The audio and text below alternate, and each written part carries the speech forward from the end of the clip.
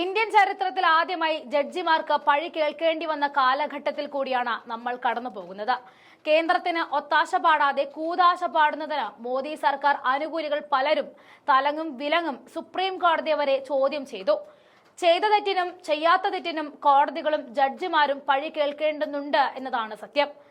ഈ അടുത്ത കാലത്തായിട്ടായിരുന്നു അടച്ചിട്ട മുറിയിൽ നിന്നും മുൻ ഡൽഹി ഹൈക്കോടതി ജഡ്ജി യശ്വന്ത് വർമ്മയുടെ വീട്ടിൽ നിന്നും ചാക്കുകെട്ടുകളിൽ പണം കത്തിനശിച്ച നിലയിൽ കണ്ടെത്തിയത്.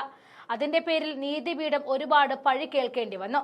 അനധികൃതമായി എത്രയും പണം എങ്ങനെ എത്തി എന്ന അന്വേഷണം എവിടെയും എത്തിയിട്ടില്ലെങ്കിലും ഒരു സുപ്രധാന കണക്ക് വിവരം പുറത്തുവിട്ടിരിക്കുകയാണ് സുപ്രീം കോടതി. യശ്വന്ത് വർമ്മയ്ക്ക് പിന്നാലെ എല്ലാ ജഡ്ജിമാരും പിൻവാതിലിലൂടെ പണം സമ്പാദിക്കുകയെന്ന ആരോപണത്തെ തച്ചുടയ്ക്കാൻ തന്നെയാണ് സുപ്രീം കോടതി ജഡ്ജിമാരുടെ സ്വത്ത് വിവരങ്ങൾ ഇപ്പോൾ പുറത്തുവിട്ടിരിക്കുന്നത്.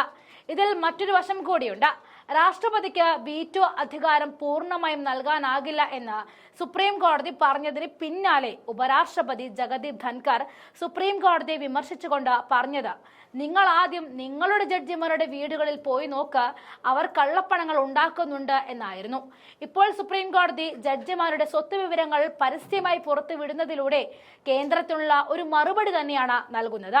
33 ജഡ്ജിമാരിൽ ആദ്യഘട്ടത്തിൽ 21 ജഡ്ജിമാരുടെ സ്വത്ത് വിവരങ്ങളാണ് പുറത്തുവിട്ടത്. സുപ്രീം കോടതി chief justice Sanjiv Khanna May 13 വിരമിക്കാനിരിക്കവെയാണ് നടപടി ഉണ്ടായിരിക്കുന്നത്. മുതിർന്ന അഭിഭാഷകനായിരുന്ന KV വിശ്വനാഥനാണ് ജഡ്ജിമാരിൽ സമ്പന്നൻ.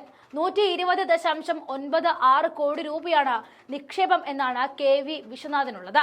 2010 മുതൽ 15 വരെയുള്ള സാമ്പത്തിക വർഷങ്ങളിൽ നികുതി ഇനത്തിൽ സർക്കാരിലേക്ക് അടച്ചത് 91.47 കോടി രൂപയാണ്. ചീഫ് ജസ്റ്റിസ് സഞ്ജീവ് ഖന്നയ്ക്ക് 1.5 കോടി രൂപയുടെ നിക്ഷേപമാണുള്ളത്. ജസ്റ്റിസ് വിനോദ് ചന്ദ്രന് മ്യൂച്വൽ ഫണ്ടിൽ 8 ലക്ഷം രൂപ നിക്ഷേപവും 6 ഏക്കർ ഭൂമിയുമുണ്ട്. വനിതാ ജഡ്ജിമാരിൽ ജസ്റ്റിസ് ബേലെ M ത്രിവേദിയുടെ സ്വത്ത് വിവരങ്ങൾ വെബ്സൈറ്റിൽ അപ്ലോഡ് ചെയ്തെങ്കിലും ജസ്റ്റിസ് BV നാഗരത്നയുടെ സ്വത്ത് വിവരങ്ങൾ ഇതുവരെയും പ്രസിദ്ധപ്പെടുത്തിയിട്ടില്ല. ജസ്റ്റിസ് നാഗരത്നയ്ക്ക് പുറമെ ജസ്റ്റിസുമാരായ JK Maheshwari, Dipankar Datta, Ahsanuddin Amanullah, Manoj Mishra, Aravind Kumar, PK Mishra, SS Sharma, Prasanna Balachandra വരാല, A Kotiswar Singh, R Mahadevan, ജോയ്മല്ല Bagchi എന്നിവരും സ്വത്ത് വിവരങ്ങൾ അപ്ലോഡ് ചെയ്തിട്ടില്ല. ഹൈക്കോടതി ജഡ്ജിമാരുടെ നിയമന വിവരങ്ങളും സുപ്രീം കോടതി പുറത്തുവിട്ടു. 2022 നവംബർ 9 മുതൽ 25 മെയ് വരെ 5 വരെയുള്ള നിയമന വിവരങ്ങളാണ് പുറത്തുവിട്ടത്. ഇക്കാലയളവിൽ 221 പേരാണ് ഹൈക്കോടതി ജഡ്ജിമാരായി നിയമിക്കപ്പെട്ടത്. ജഡ്ജിമാരുടെ പേരും മതവിഭാഗവും സിറ്റിംഗ് അല്ലെങ്കിൽ വിരമിച്ച ജഡ്ജിമാരുമായുള്ള ബന്ധവും പുറത്തുവിട്ടു. സുപ്രീം കോടതി ഇതാദ്യമായിട്ടാണ് ജഡ്ജിമാരുടെ നിയമന വിവരങ്ങൾ പുറത്തുവിടുന്നത്. അത് അവർക്കുമേലുള്ള പാപക്കറ മായ്ച്ചു കളയാൻ എന്നതിൽ സംശയമേയില്ല.